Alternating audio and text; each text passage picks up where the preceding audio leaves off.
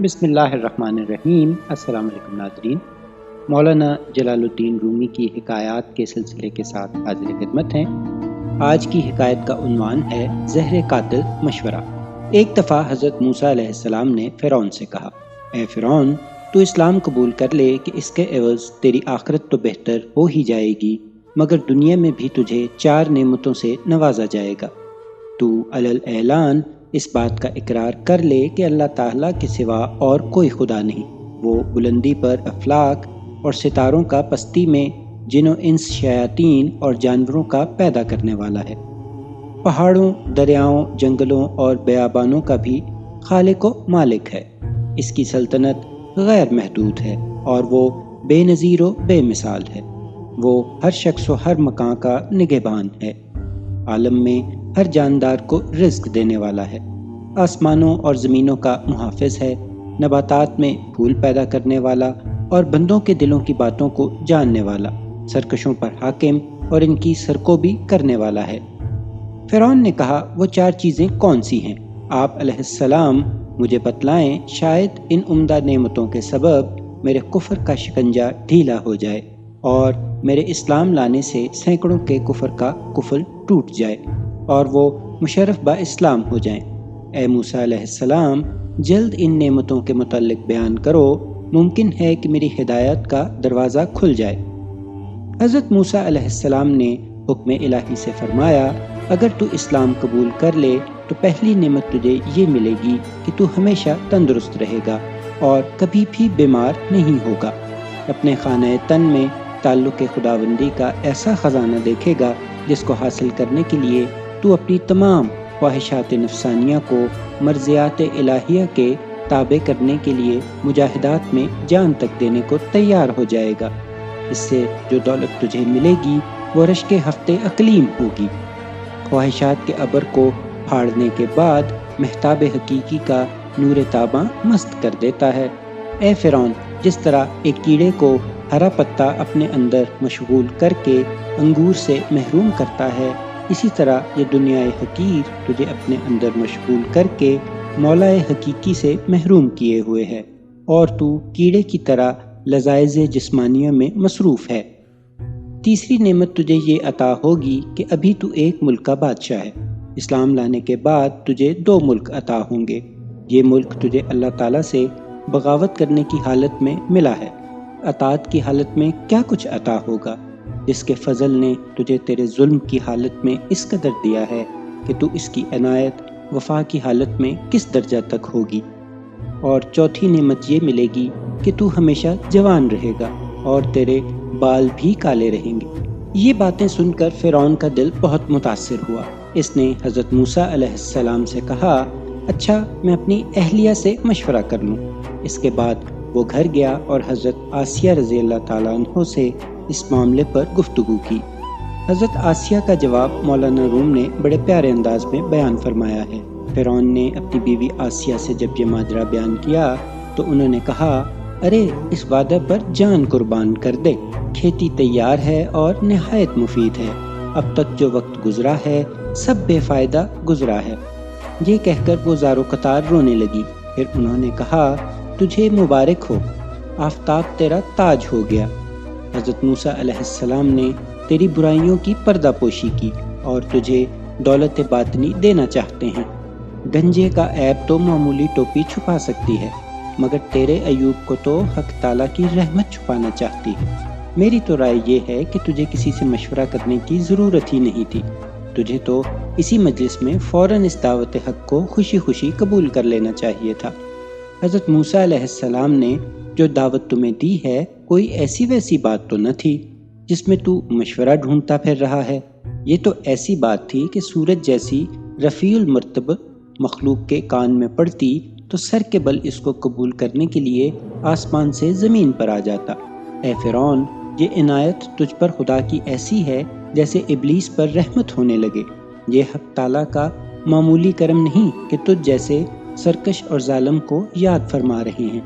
ارے مجھے تو یہ تعجب ہے کہ اس کے کرم کو دیکھ کر خوشی سے تیرا پتا کیوں نہیں پھٹ گیا اور وہ برقرار کیسے رہا، اور اگر تیرا پتا خوشی سے پھٹ جاتا تو دونوں جہاں سے تجھے حصہ مل جاتا، دنیا میں نیک نامی اور آخرت میں نجات ہوتی۔ اللہ والوں کے آنسو جو زمین پر گرتے ہیں، فرشتے ان کو اپنے منہ اور پروں پر ملتے ہیں، اور اللہ تعالیٰ شہیدوں کے خون کے برابر انہیں وزن کرتے ہیں۔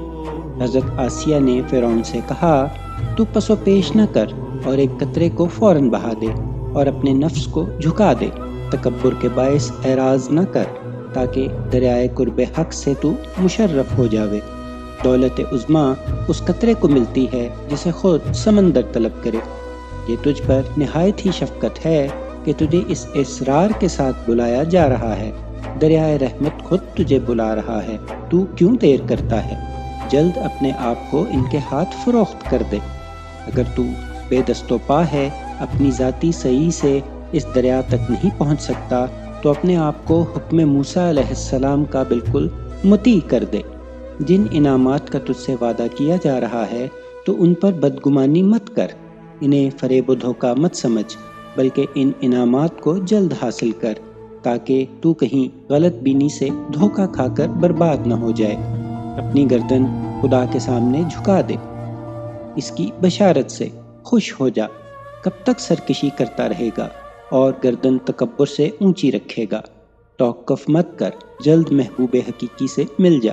وہ خالق و مالک تجھے تیرے گناہوں پر شرمندہ نہیں کر رہا، تو اس کا شکر ادا کر۔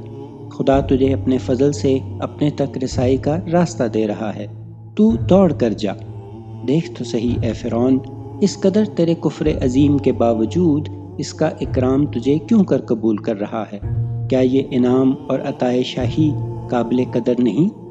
ایسا عجیب بازار کس کے ہاتھ لگتا ہے کہ ایک گل کے عوض گلزار ملتا ہو اور ایک دانے کے عوض 100 درخت ملتے ہوں۔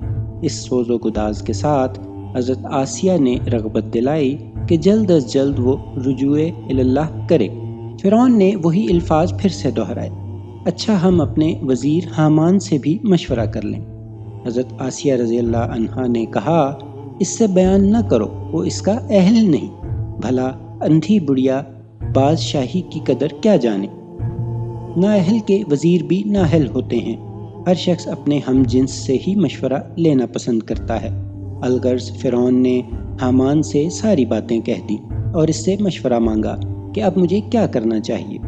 حامان یہ باتیں سن کر لال پیلا ہو گیا، غم و غصے میں آ کر اس نے اپنا گریبان چاک کر ڈالا، شور مچانا اور رونا دھونا شروع کر دیا، اپنی دستار کو زمین پر پٹخ دیا اور کہا، ہائے، حضور کی شان میں موسیٰ نے ایسی گستاخی کی؟ آپ کی شان تو یہ ہے کہ تمام کائنات آپ کی مسخر ہے، نعوذ باللہ۔ مشرق سے مغرب تک سب آپ کے پاس خراج لاتے ہیں، اور سلاطین آپ کے آستانہ کی خاک بخوشی چومتے ہیں۔ انہوں نے آپ کی سخت توہین کی ہے، آپ تو خود پوری دنیا کے لیے مسجود اور معبود بنے ہیں، آپ ان کی بات مان کر ایک ادنا غلام بننا چاہتے ہیں۔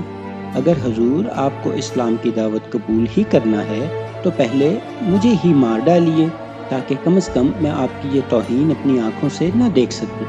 آپ میری گردن فوراً مار دیں، میں اس منظر کو دیکھنے کی تاب نہیں رکھتا کہ آسمان زمین بن جائے اور خدا بندہ بن جائے، ہمارے غلام ہمارے آقا بن جائیں۔ مولانا روم یہاں اس حامان بے ایمان کو مخاطب ہو کر سخت ناراضگی کا اظہار کرتے ہیں۔ اے حامان مردود، کتنی ایسی حکومتیں جو مشرق تا مغرب پھیلی ہوئی تھیں، مگر خدا کے قہر سے آج ان کا نام و نشان نہیں ہے۔ جو زہر قاتل مشورہ حامان نے دیا، اس کے بارے میں مولانا اظہار کرتے ہیں، یہ تکبر جو حامان میں تھا زہر قاتل تھا، اور اسی زہر آلود شراب سے حامان بدمست ہو کر احمق ہو گیا تھا، اور اس ملعون کے مشورے سے فرعون نے قبول حق سے انکار کر کے خود کو دائمی رسوائی اور عذاب کے حوالے کر دیا۔ جب فرعون حامان کے بہکاوے میں آ گیا اور حضرت موسیٰ علیہ السلام کے دست مبارک پر دعوت حق کو قبول کرنے سے انکار کر دیا، تو حضرت موسیٰ علیہ السلام نے فرمایا، ہم نے تو بہت سخاوت اور عنایت کی تھی، مگر صد افسوس یہ گوہر نایاب تیرے مقدر میں نہ تھے۔ درس حیات: جاہل، احمق اور بدکردار سے اچھے مشورے کی توقع ہرگز نہ رکھو۔ اگر عورت بھی صاحب کردار ہے تو اس سے مشورہ کر لو، وہ تمہیں اچھا مشورہ دے گی۔ بیوقوف کی صحبت سے تنہائی بہتر ہے، لیکن تنہائی سے بہتر ہے کہ اچھے لوگوں کی تلاش جاری رکھو، یقیناً تم ان تک پہنچ جاؤ گے۔